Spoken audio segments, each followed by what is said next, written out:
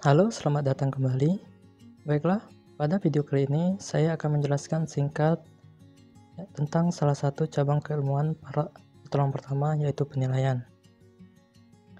Penilaian korban itu ada 6 ya. Penilaian keadaan, penilaian dini, pemeriksaan fisik, riwayat penderita, pemeriksaan berkelanjutan, dan pelaporan.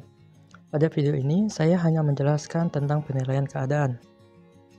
Nah, penilaian keadaan itu ada 3 pertanyaan umum yang dapat kita lakukan untuk menilai suatu keadaan atau lokasi di tempat kejadian perkara.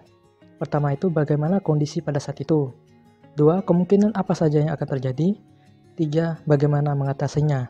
Ingat, sebelum kita melakukan pertolongan pertama, amankan diri sendiri lebih dahulu.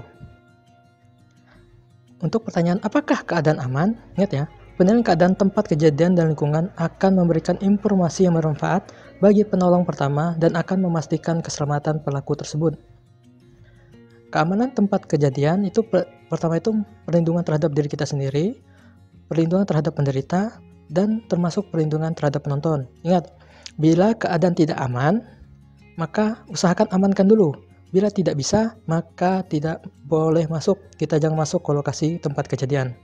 Ini contohnya, situasi yang tidak aman. Misalnya di sebuah kafe, ada orang tergeletak dan butuh pertolongan. Tapi saat kita masuk, ternyata orang-orang di lingkungan kafe tersebut tidak kondusif. Ada yang mabuk-mabukan, ya. Artinya itu tidak aman. Maka kita tidak masuk. Lalu misalnya ada barang berbahaya. Korbannya terletak di tempat berbahaya ya. Bisa tempat itu misalnya bahan kimia, kebakaran, tempat beracun. Maka situasi tersebut membuat kita tidak masuk karena keadaannya berbahaya. Lalu contoh berikutnya adalah kekerasan. Ya, misalnya terjadi kekerasan nih, entah itu demo yang koas yang membuat kita tidak bisa masuk karena jika kita masuk maka keselamatan diri kita dan tim kita terganggu, maka kita tidak boleh masuk. Lalu untuk pertanyaan berapa banyak penderita? Ingat ya, penderita itu semakin banyak, artinya kita membutuhkan bantuan semakin banyak juga. Mintalah bantuan sebelum menangani para penderita, bisa dari pemadam kebakaran, polisi, rescue, paramedis, dan utility.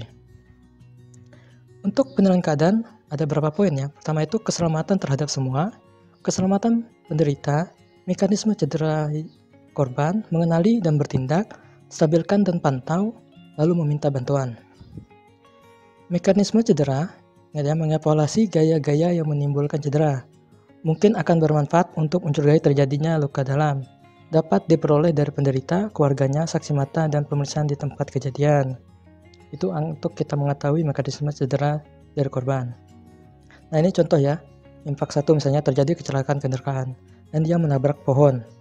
Lalu keadaannya gimana? Ya, pasti adanya benturan tubuh. Tubuh membentur kemudi menyebabkan patah tulang rusuk. Lalu Infak 3-nya, ya, alat dalam tubuh bergerak maju, ya, karena badannya mendorong ke depan, sedangkan contohnya setir mobilnya membentur ke arah tubuhnya. Alat dalam tubuh membentur dinding dada dan perut sehingga menambah cedera. Ini posisinya up and overfat way. Kemungkinan kakinya juga ikut patah. Nah, untuk lalu kita menilai riwayat penyakitnya. Misalnya penyakit medisnya ya, itu diperoleh dari penderita kalau korbannya sadar, keluarga atau saksi mata. Dan mengapa membutuhkan bantuan dari riwayat penyakit tersebut. Oke, sekian terima kasih. Itu saja tentang penilaian keadaan yang bisa saya sampaikan. Ingat ya,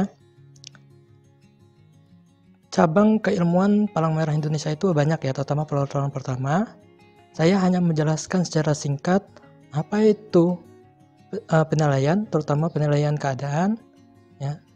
Dan jangan berhenti untuk tetap membaca dan sharing keilmuan dengan fasilitator atau pemateri lainnya. Baiklah, sekian terima kasih telah menonton. See you next time. Bye bye.